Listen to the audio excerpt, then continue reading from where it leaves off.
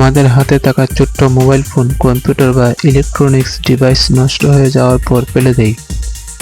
কিন্তু আপনি কি জানেন এই ডিভাইসগুলোতে রয়েছে কোটি টাকার গুপ্তধন? আজকে আমরা এই ভিডিওতে তুলে ধরব পুরনো মোবাইল থেকে কিভাবে রিসাইকেল করে স্বর্ণ আলাদা করা হয়। পুরনো মোবাইল থেকে স্বর্ণ আলাদা করার জন্য কয়েক ধাপে কাজ করতে হয়। প্রথমে এই মোবাইলগুলোকে সংগ্রহ করা হয়। তারপর এগুলোকে মোবাইলের কভার থেকে মাদারবোর্ড আলাদা করা হয়। এবার শুরু হবে পরের ধাপ। আলাদা করা মাদারবোর্ডগুলোকে একটা ঘূর্ণন মেশিনে নিয়ে যাওয়া হয়। মেশিনের ভিতরে এগুলোকে দেওয়ার পর এতে আগুন দেওয়া হয়। মেশিনটি অনবরত ঘুরতে থাকে। আগুনের তাপে মাদারবোর্ডে থাকা আইসিগুলো খুলতে শুরু করে। পুড়ে যাওয়া মাদারবোর্ডের ছাই মেশিনের নিচে পড়ে যায়। বাকি অংশগুলো ভিতরে থেকে যায়। তারপর এগুলোকে মেশিনের ভিতর থেকে বাইরে আনা হয়। তারপর শুরু হয় পরের ধাপ। এটাকে বলে জ্বালানি বা বার্নিং প্রসেস। এখানে প্রথমে নিচে কয়লা বা গরুর শুকনো গোবর দিয়ে বিছিয়ে রাখা হয়। তারপর এগুলোর উপরে রাখা হয় মাদারবোর্ডগুলো। এরপর আগুন জ্বালিয়ে দেওয়া হয়। একটানা কয়েক ঘন্টা ধরে পোড়ানো হয়।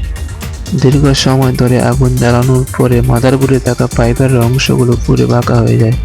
ধাতব অংশগুলো আলাদা হতে শুরু করে। তারপর এগুলো আবার বাছাই করে ছাই থেকে আলাদা করা হয়। এরপর এগুলোকে আর একটা ঘূর্ণন মেশিনে নিয়ে যাওয়া হয়। মেশিনের সাহায্যে এগুলোকে গুঁড়ো পাউডার বানানো হয়। পাউডার হয়ে যাওয়ার পর এগুলোকে আর একটা জায়গায় নিয়ে যাওয়া হয়। এখানে পাউডারগুলোকে এক জায়গায় রাখা হয়। তারপর তাতে কেমিক্যাল মেশানো হয়। এই কেমিক্যাল ধাতুর সাথে মিশে থাকা ময়লা আবর্জনা দূর করতে সাহায্য করে। তারপর এগুলোকে একটা পাত্রে চুলার ভিতরে দেওয়া হয়। এখানে উচ্চ তাপমাত্রায় এগুলোকে জ্বালানো হয়। অনেক সময় ধরে জ্বালানোর পরে ধাতুগুলো গলতে শুরু করে। তখন তাতে মিশে থাকা ময়লা আবর্জনা উপরের দিকে ভেসে ওঠে আর গলিত ধাতবগুলো নিচের দিকে জমতে থাকে। তারপর এই গলিত অংশগুলোকে তুলে এনে আরেকটা জায়গায় রাখা হয়। ঠান্ডা হয়ে যাওয়ার পর শক্ত হয়ে যায়। কিন্তু এখানেও শুধুমাত্র স্বর্ণ থাকে না, এখানে তামা, লোহা, রূপা ধাতবগুলো মিশে থাকে। তারপর এই শক্ত ধাতবগুলোকে আবার চুরির উপরে ভেঙে ফেলা হয়। এরপর এগুলোকে একটা ট্যাঙ্কিতে রাখা হয়। এবার এখানে প্রচুর পরিমাণে কেমিক্যাল দেওয়া হয়। তারপর 24 ঘন্টা রাখার পর ধাতুগুলো গলে আলাদা আলাদা হতে শুরু করে।